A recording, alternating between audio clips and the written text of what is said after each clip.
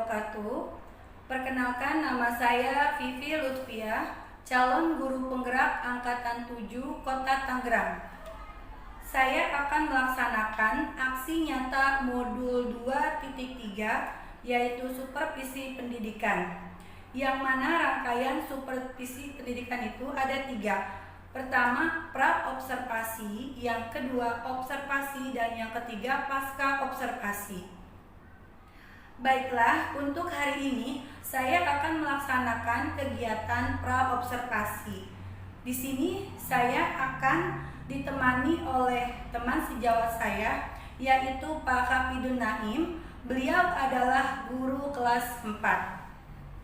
Tanpa berlama-lama, saya akan memulai kegiatan pra-observasi ini. Assalamualaikum Pak Hafid. Waalaikumsalam. Apa kabar Pak? Alhamdulillah baik. Ya, seperti yang sudah kita rencanakan, bahwa siang hari ini kita akan melaksanakan kegiatan pra-observasi.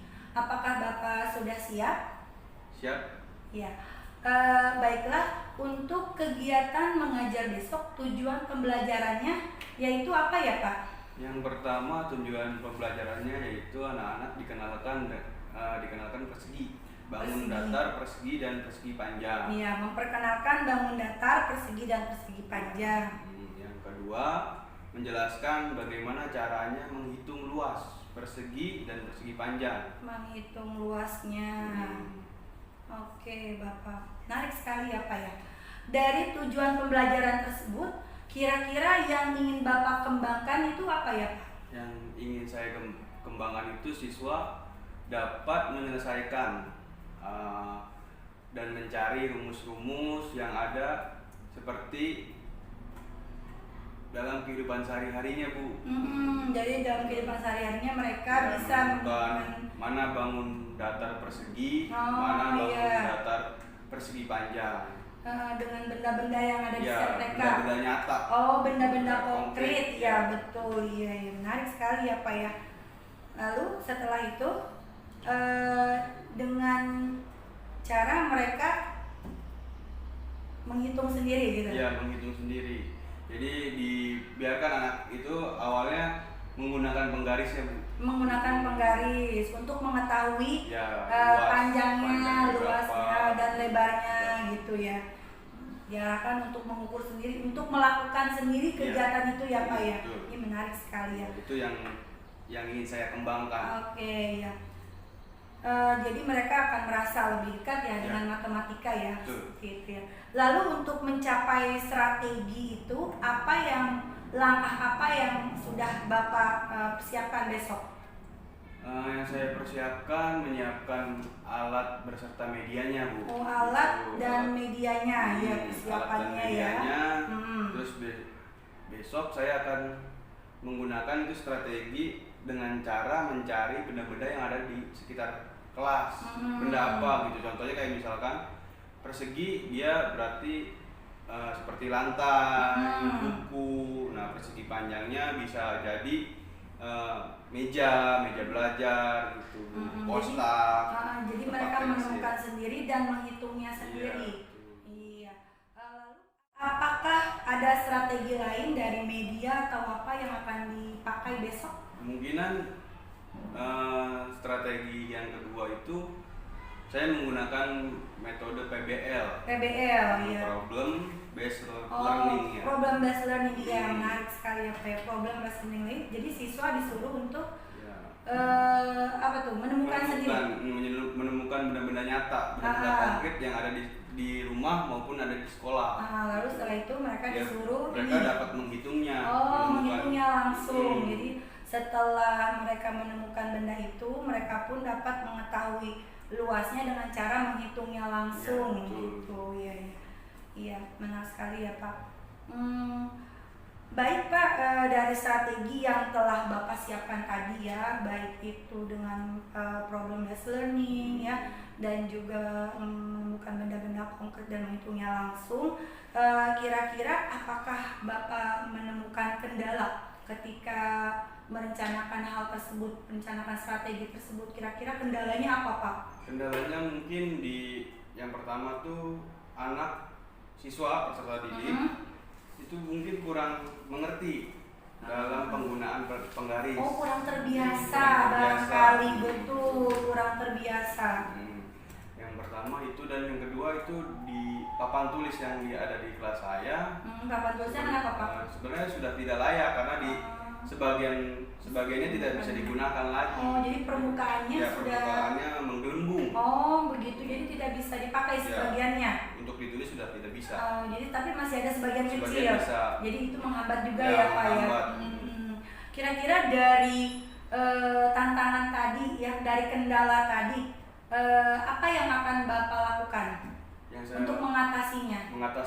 Jadi kalau mulai dari penggarisnya, saya menggunakan ini media penggaris yang besar yang Ada sudah ya, disediakan oleh sekolah. Oh, jadi pakai penggaris besar. Ya, jadi di situ ukurannya lebih jelas. Iya. Jadi anak melihatnya lebih gampang dibanding dengan penggaris yang mereka gunakan, penggaris kecil. Seperti itu penggarisnya.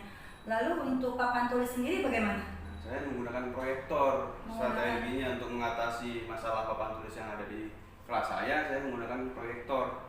Proyektornya dipasang gitu Ya, untuk proyektor. menerangkan itu. Ya, dipasang terus di proyektor itu juga bisa. Jadi saya mengajarnya itu langsung lewat proyektor. Jadi udah bisa ditulis-tulis. Bisa ditulis. Oh, jadi nanti ketika kayak papan interaktif gitu Ya, ya Pak ya. betul.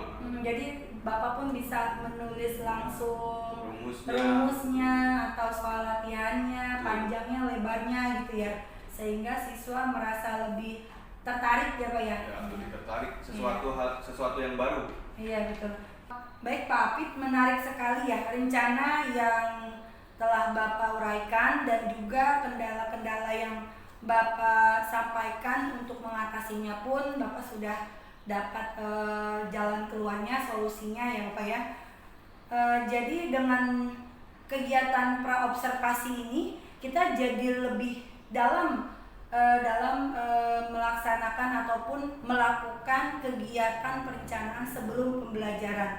Kalau menurut Pak Apip bagaimana kegiatan praobservasi ini? Ya, kalau saya sih emang harus dilakukan sebenarnya. Jadi praobservasi ini sangat penting karena meminimalisir kemungkinan-kemungkinan atau kendala-kendala yang bakal terjadi nanti. Jadi guru saya sendiri jadi bisa mengerti, bisa mewanti-wanti. Kayaknya besok tuh apa kendalanya. Jadi ketika ada kendala kita sudah dapat mengantisipasinya ya. Minimal kita sudah mempunyai solusi. Iya betul sekali. Sehingga kegiatan belajar mengajar siswa pun menjadi lebih pencapaiannya lebih baik dan optimal ya Bapak ya. Oke, kalau begitu Pak, saya doakan semoga kegiatan praktek mengajar Bapak besok berjalan dengan baik dan sukses ya Pak. Tanpa berpanjang kalam, saya sudahi percakapan rencana atau praobservasi kita kali ini.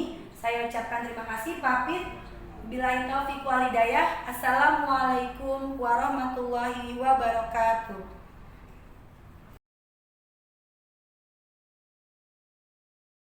Assalamualaikum warahmatullahi wabarakatuh. Waalaikumsalam warahmatullahi wabarakatuh. Apa kabar kalian hari ini? Baik. Baik, dan harus tetap semangat ya. Nah, sebelum kita memulai pelajaran, baiknya kita berdoa dengan kepercayaan dan agama masing-masing ya. Berdoa akan dipimpin oleh ketua kelas. Berdoa dalam hati dimulai.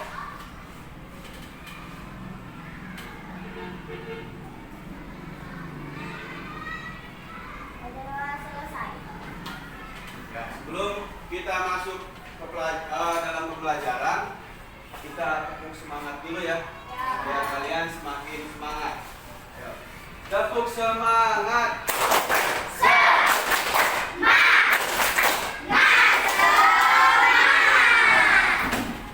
Gimana, udah semangat? Nah, kemarin kita sudah mempelajari tentang ciri-ciri bangun datar.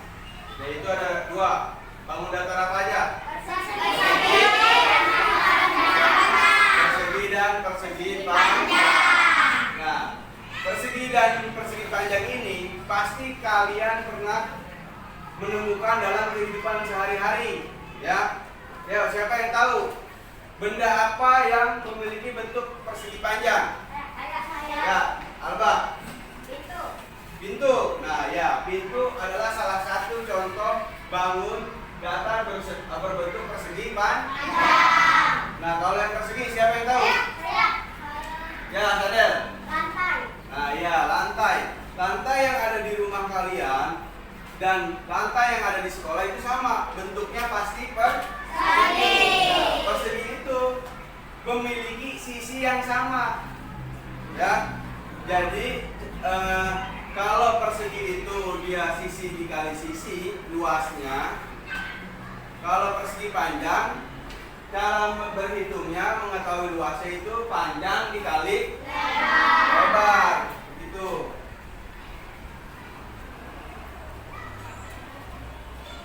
Nah,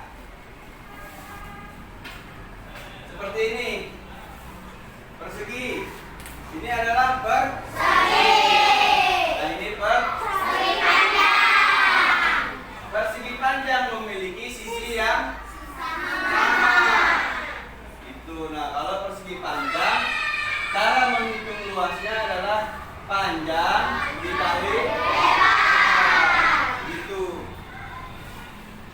Nah, lebarnya 9. Nah, yang ditanyakan apa? Luas persegi panjang. Nah, di sini cara menghitungnya adalah menghitung luasnya adalah panjang kali lebar. Nah, berarti panjangnya dimasukin. Berapa panjangnya tadi? 12 dikali 9 sama dengan lebarnya 9. Nah, yang ditanyakan apa? Luas persegi panjang. Nah, berarti ganti-gantian dulu ya. Ini dulu ya, presentasi dulu ya. Oke. Nah, sekarang ini maju presentasikan latihan yang sudah kamu kerjakan tadi. Ayo, silakan maju ini. Assalamualaikum. Ambil ditunjukin. Betul.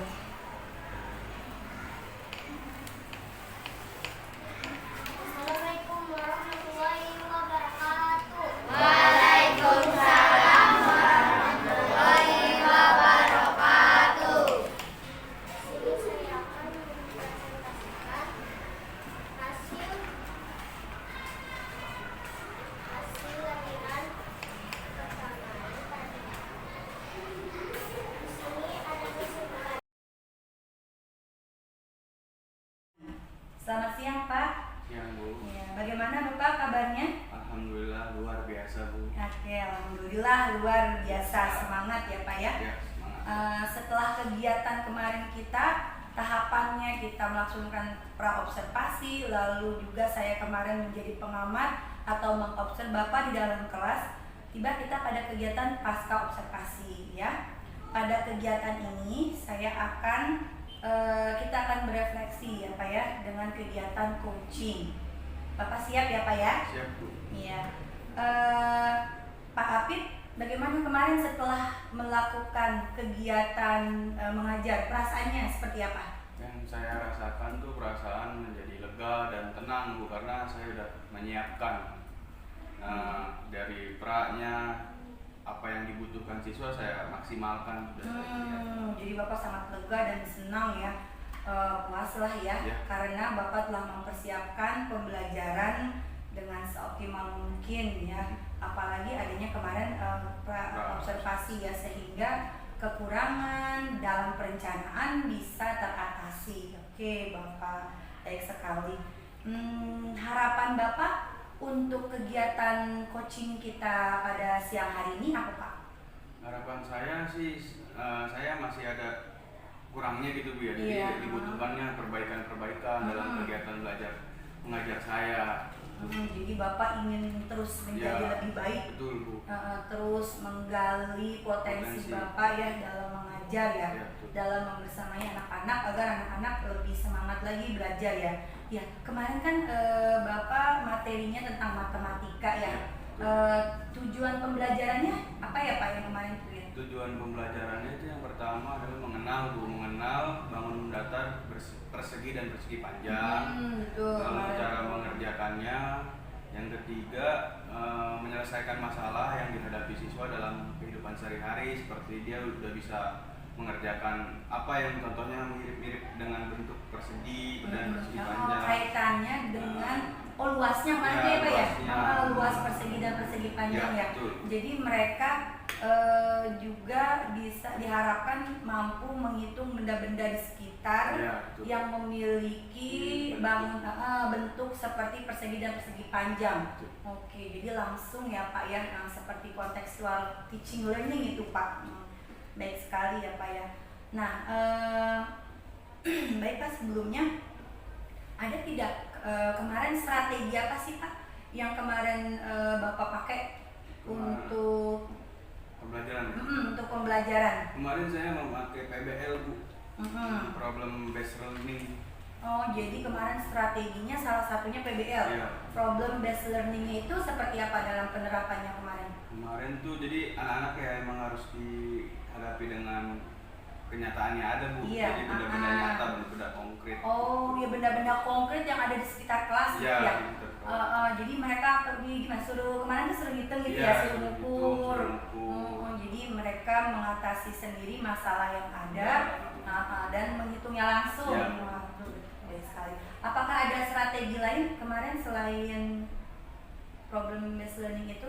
Kemarin saya menggunakan ini juga sih Bu, ada demonstrasi. Oh, setelah itu mereka mendemonstrasikan di depan kelas. Penugasan yang memberikan tugas ya. Baik sekali.